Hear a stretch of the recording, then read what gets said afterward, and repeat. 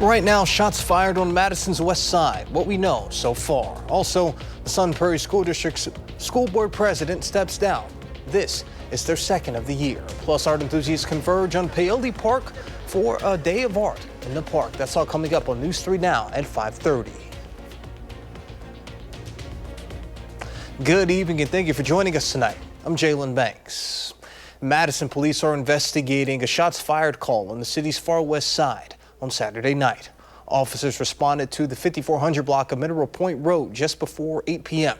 Numerous people on scene were located, but police officials say it does not appear anyone was hit by gunfire. Police say no arrests have been made at this time and the investigation is ongoing.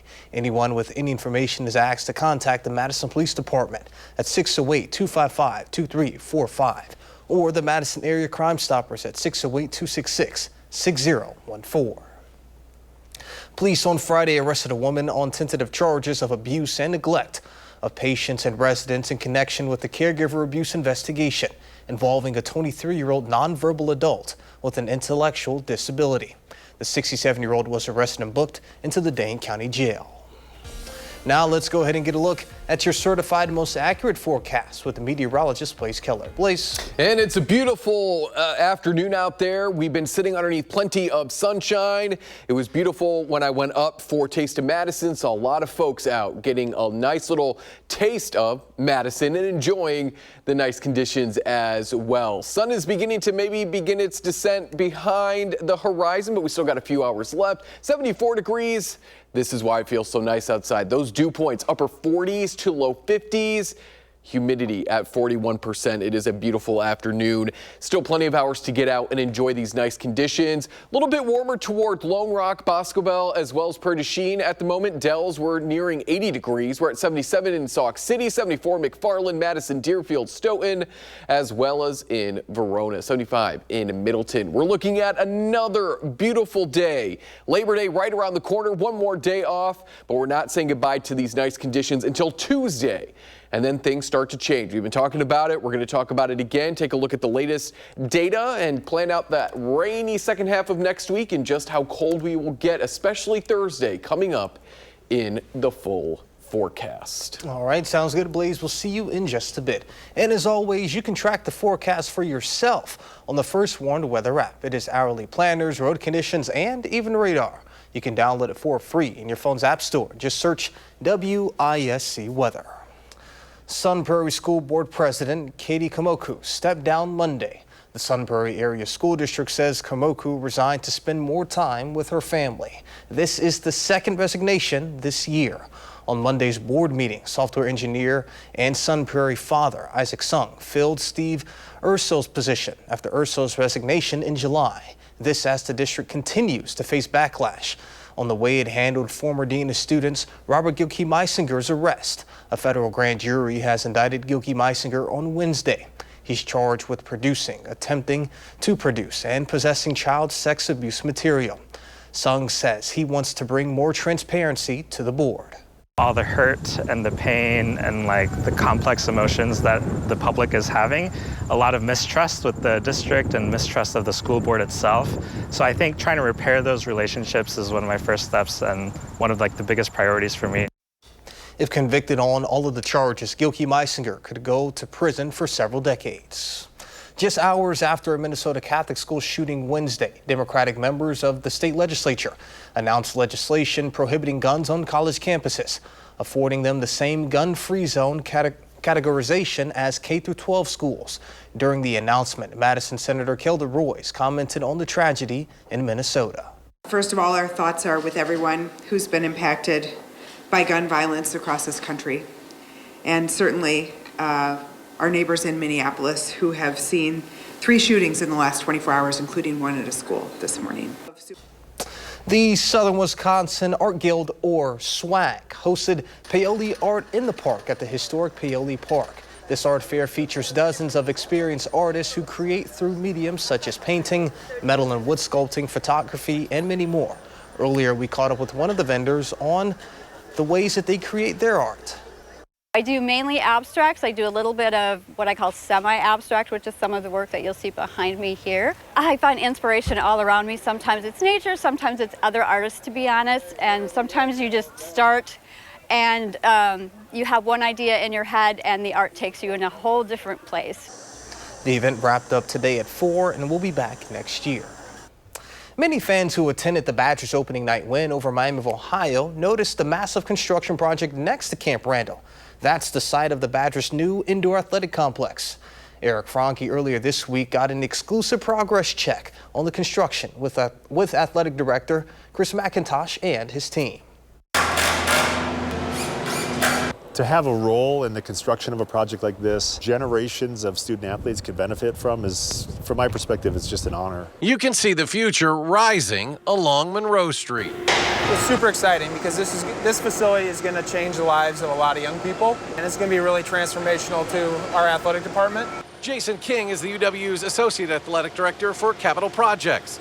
He's overseen a number of them through the years, but this is the biggest capital project that Wisconsin Athletics has ever done. Football is at the center of this nearly $300 million project, but in reality, from strength training to sports medicine to every calorie they consume, this place will impact every Badger student athlete. Virtually all of our student athletes will be affected by this project in one way or another, impacted.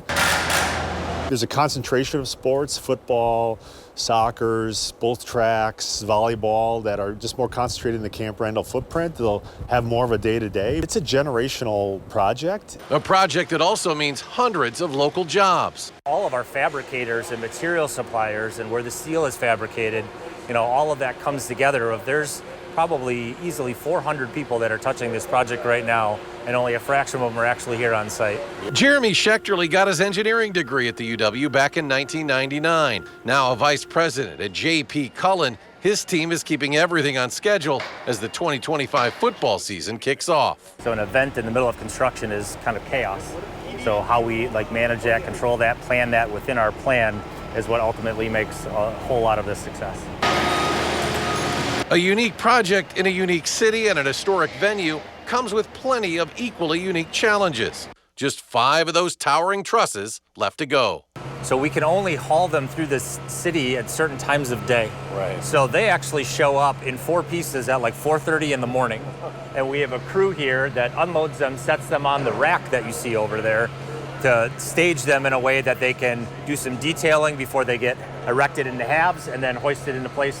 And while the aging McLean Center serves its purpose for one more year, soon the UW will again take a backseat to no one when it comes to providing for its student athletes. We look at it probably less as an arms race and more as how can we provide facilities that are going to allow our student athletes to have the best experience they can while they're at UW.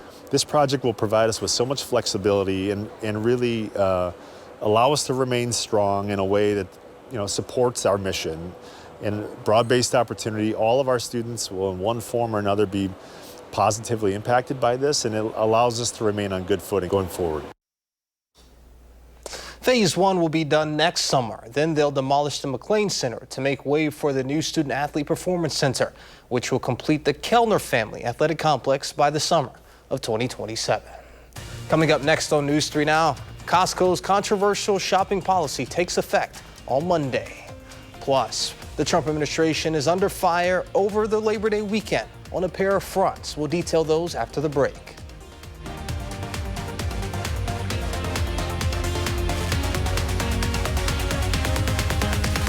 Thank you for staying with us. Costco's controversial shopping policy will officially take effect on Monday. Back in June, the warehouse chain allowed shoppers with executive membership to enter the store from 9 a.m. to 10 a.m. during the week. That meant other customers had to wait until after 10 to shop. The company said the policy was not strictly enforced, but now Costco says its grace period is ending, and the policy will take hold on Labor Day. Some customers are not happy with the change. They say the company is favoring its higher paying members and alienating the rest. A major Verizon service outage across the country has finally been resolved. At least 22,000 outages were reported on Saturday on the disruption tracker website Down Detector. Most users who lost service saw their iPhones display SOS or SOS only message at the top of their screen. The cities most affected included New York, Boston, Tampa, Miami, Chicago, and the San Francisco Chronicle reported that Verizon says the outage was due to a, quote, software issue. This Labor Day weekend, the Trump administration is under scrutiny for a push to place federal troops on the streets of Chicago and for recent firings and resignations at the CDC. CBS News' Willie James Inman has more. This Labor Day weekend, the Trump administration is facing pushback for a plan to send federal troops into Chicago in response to violent crime. On Sunday's Face the Nation, Illinois Governor J.B. Pritzker says troops don't belong on the streets of the Windy City. Murders are down 50% in the city of Chicago. National Guard troops, any kind of troops on the streets of an American city don't belong unless there is an insurrection. But Department of Homeland Security Secretary Kristi Noem defended the administration's push to cut crime. For 13 consecutive years, Chicago had more murders than any other American city. The Trump administration is also coming under scrutiny after firing the director of the CDC. Director Susan Menarez's firing was followed by the resignation of 4 other high-profile CDC leaders. CBS News medical contributor Celine Gowder says the departures have created a vacuum in U.S. medical leadership. These are really key positions, not to mention that a lot of the directors of the different centers, because it's centers plural, have also been forced out over the last several months. So you're really dealing with a leadership vacuum at the CDC. Gowder also expressed concern about recent vaccine policy changes from the CDC. Vaccine policy is now being made by political fiat and communicated through social media rather than a transparent, open scientific review process. And so we're seeing the reversal of previous recommendations, which will also confuse whether insurance will cover certain vaccines for certain people. On Friday, one senior White House advisor defended Health and Human Services Secretary Robert F. Kennedy Jr., calling him, quote, the crown jewel of the administration. Willie James Inman, CBS News, the White House. And coming up next, Blaze Keller returns with a complete look of your first warn forecast.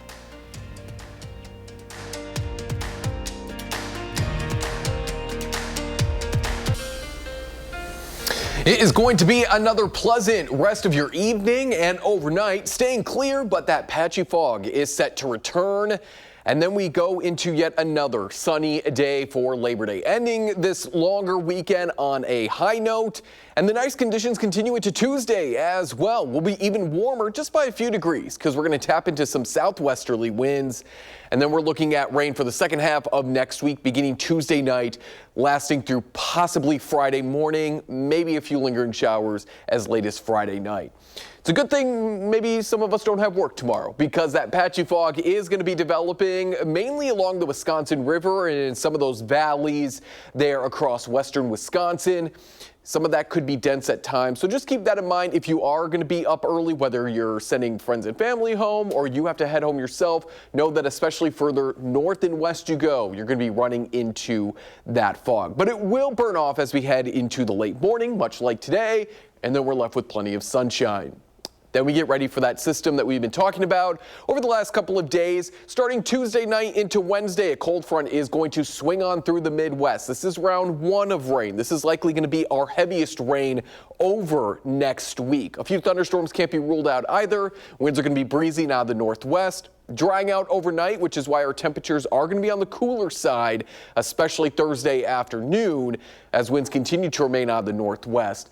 And then we watch as a very weak low pressure system moves in and kind of joins this larger low that somewhat gets cut off from the jet stream. So all of this is going to move eastward, but that next weaker low is going to bring another round of rain as we go into Friday. That wraps up Friday night into early Saturday. This is likely going to bring just maybe 1/4 of an inch of rain or less on top of what we see on Wednesday. It's also going to reinforce that cooler air as we head into the second half of next week. In terms of rain over the next 7 days, again, Wednesday likely being the heaviest rainy day. We're looking at about 1/2 inch, maybe isolated spots closing in on 1 inch. Certainly more of that heavier rain is going to stay into the UP, northern Michigan, as well as into southern Canada. So we're not likely going to be tapping into a lot of that heavy rain that has previously caused some devastating flooding, to say the least, across parts of southern Wisconsin. As I mentioned, though, those two low pressure systems going to bring down some much cooler air. High temperatures ranging from about 10 to 20 degrees cooler than average next week, especially Thursday. That system on Friday is going to reinforce that cooler air through at least that first weekend of September, which is probably not going to bode well for these insects like this Chinese mantis that Jody captured out there in Stoughton, the largest praying mantis in the United States. It can grow up to 4.5 inches, possibly 5 inches long. I think that's a male because that area underneath the green, at least at this point in the year, should be a little bit bigger because that's where the babies are, the egg. Can we throw up the 7-day one more time? I don't think I was able to talk about it. And then once we get through that system next week, we'll be fine until maybe Wednesday of that following work week. So I've seen a couple of praying mantises this year. I've seen like 2 or 3. Yeah, I try to avoid those at all costs. Why? They're cute. Why? They look kind of scary, I'm not going to lie. You said 4 inches. It's like that. Yeah. That's a pretty large They're insect. the biggest ones. Yeah. I'll pass. Growing up, I had 2 Chinese mantises. Like as pets? Yeah. Oh, okay. And then one disappeared. I didn't know that was a thing. It probably isn't. Don't recommend this. One disappeared. Then the female died after it laid its egg. Cut to spring. Covered. My entire room was covered in baby mantises. Oh yeah, they hatched and they ran around. So what did you do? Did you like go get a vacuum cleaner or like? I try to capture as many as I can and throw them outside. My mom was not happy. Needless to say, that was the last time I was allowed to catch bugs. I'll tell you my senior prank off air. Okay. Something really similar. I'll let you know. You just threw praying mantises at people. All right, well, sounds good. Thank you, Blaze. Coming up in sports, UW women's volleyball looks to stay hot against the Titans of Texas. Those highlights coming up next in sports. From the back row, Viagich smokes it. White, Wisconsin.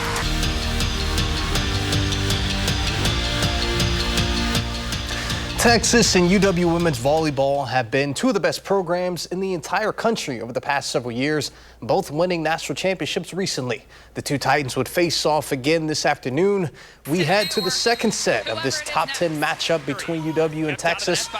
Texas up 3 in the second. Middle of the rally, Badgers able to return it, and they would set it up for Una Vasicek, who hammers it home. What a play. And then we head to the third set. Badgers looking to stay alive. They're able to return it in this rally, but the Longhorns would set it up to have another go at it. And that time it would go. The Longhorns are just too much for the Badgers to handle today. They win it in straight sets. The Brewers and the Blue Jays battle it out in Toronto this Labor Day weekend. The 2 have the best records in all of baseball, and they're both looking to stay hot. We head to the top of the third. Brewers down 1. Bryce Terang at the plate. He hits a shot down left field, and he would hit a single home run to tie it up. And then later in the frame, Brewers at the plate yet again. They get a deep shot down the right, bounces it off the wall, and that would bring in Jackson Churio for the score. But the Jays would battle back. At bottom of the 5th, Jays up 1, and Tyler Heineman at the plate. He responds with a huge hit down center left, bringing in a runner. And they would not look back from there. Blue Jays go on to win it 8-4. And a valuable bench piece is coming back to the Milwaukee Bucks. The Nas's Antetokounmpo, brother of Giannis Antetokounmpo, last appeared for the Bucks during the 2023-2024 season, in which he appeared in 34 games. Antetokounmpo missed all of the 2024-25 season after sustaining a torn Achilles. Antetokounmpo is currently competing with the Greek national basketball team in Eurobasket. And just a heads up, the Packers will be playing on our network next Sunday right here on CBS. The Pack open up the season at home against the Detroit Lions. Kickoff is at 3:25 Central. And as always, stick around after the game for News 3 Now. That's it for sports. A final check of your first warn forecast is coming up when we return.